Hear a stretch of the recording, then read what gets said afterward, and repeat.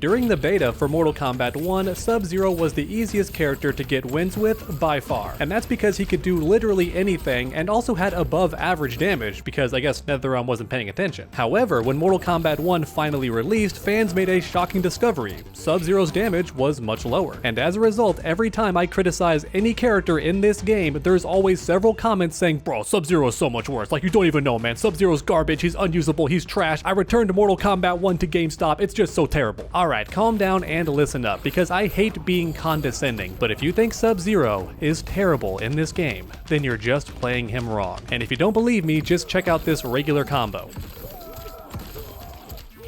30% damage for no meter whatsoever, and it starts with a mix-up, and this character has 50/50s. And yes, this overhead is very unsafe on block, but guess what? You can just use Goro if you're that worried about it. He can keep you safe. Because even on hit, the damage is still somewhat okay. It's not quite as good, but it's still good. Look at that, 26%, and there was no risk whatsoever. In my honest opinion, Goro is one of the best cameo partners for Sub-Zero, and this is why. Check out the low combo damage.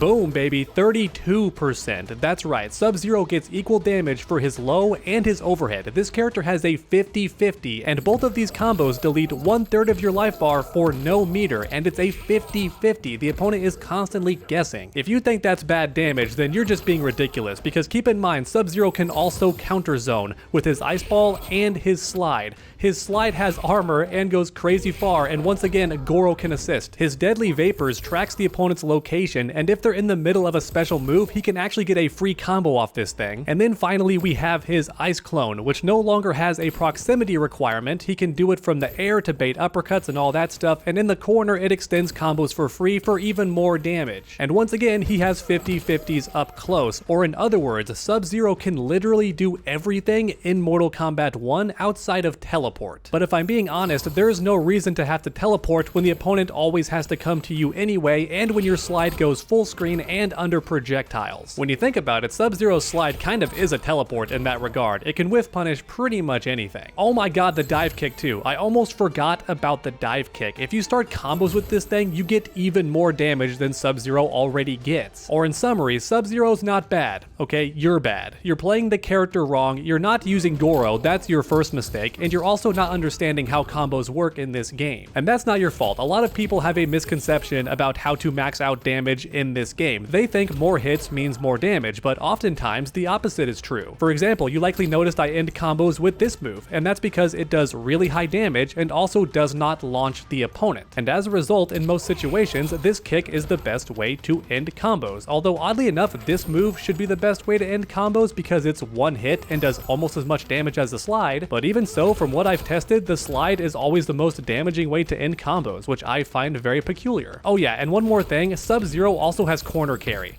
If this guy lands one combo, the opponent's pretty much already in the corner, so just one more W for Sub-Zero. That's crazy. I already have the opponent cornered, I can do this, and now they're at my mercy. But real quick, allow me to extend an olive branch, because I don't like being too condescending. There is one aspect that I think Sub-Zero could deserve a buff, and it's this move right here.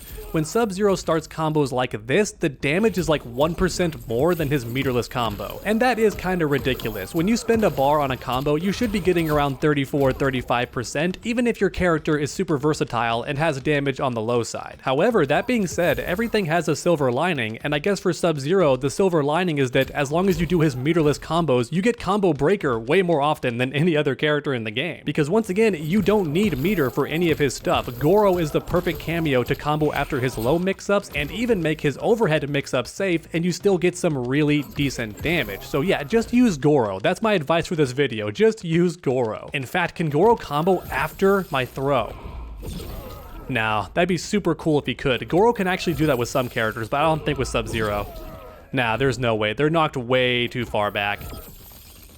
That would be awesome if he could though, that would be so sick. So I guess in summary, I would say that Sub-Zero is not terrible at all in this game. Yes, he is much weaker damage-wise than he was in the beta, but I would argue in the beta he got too much damage. Because once again, Sub-Zero can do absolutely everything. He can zone, he can counter zone, his meterless damage is good, and he has 50/50s, which keep in mind, almost no character in the game has 50/50s that are meterless and lead to full combos. So when you factor all those things together, Sub-Zero is quite good. The only exception question is this combo right here I do think should do more damage, but that being said, these first 2 hits are completely safe on block and they're really easy to hit confirm, and I think that might be why NetherRealm reduced the damage, because it's low risk, so therefore the reward should not be that great, but even so it should do at least 34% or 35%. Only 1% more than meterless is kinda ridiculous. Now that being said, Sub-Zero does have the meter burn slide, and with Goro that could lead to a damaging combo. Let me try that real quick, I haven't tried this.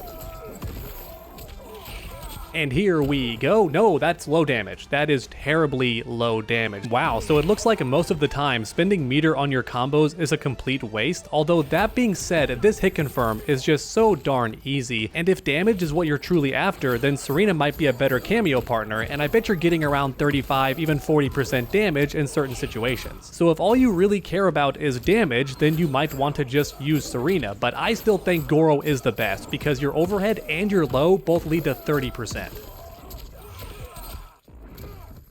And don't forget, once the opponent is cornered, your combos do a bit more damage, and it still doesn't cost you any meter, so I would say that's a win-win, especially when you consider that Sub-Zero's corner carry is so amazing. Listen, okay, I'm not even a Sub-Zero main, so I'm sure there's more damaging combos out there that you can find all over the internets and the YouTubes. Sub-Zero's damage can definitely be compensated for. However, all that being said, at the end of this video, I will say that if they did buff Sub-Zero's damage and made it the same as the beta, it would not be the end of the world either. I don't think he'd just be dominating tournaments and completely unfair, because let's be real, Baraka, Kenshi, and Johnny Cage still exist, and Ashura, and Scorpion too. They've all won tournaments already. Sindel's also pretty darn good. And as a result, even if Sub-Zero did get that damage buff, the top characters would need a nerf to make this guy the best character in the game. Or in other words, I don't think it would be terrible if Sub-Zero got a damage buff, but I guess what I am saying is stop crying, okay? Especially around Sub-Zero, because he'll freeze your salty tears. In all seriousness, I hope this video didn't offend anybody. Yeah, I'm being a bit antagonistic, but only as a joke, and honestly, the main point of this video was to educate you on how to maximize Sub-Zero's damage and his gameplay by using Goro. Those 50-50s are super scary once you have him on your team. But you know what? I love making these videos interactive, so let me know your thoughts in the comment section down below. Do you think that Sub-Zero should be buffed and his damage is way too low, or do you think it's only a matter of time before players discover how to get more damage with him, and as a result, when combined with his existing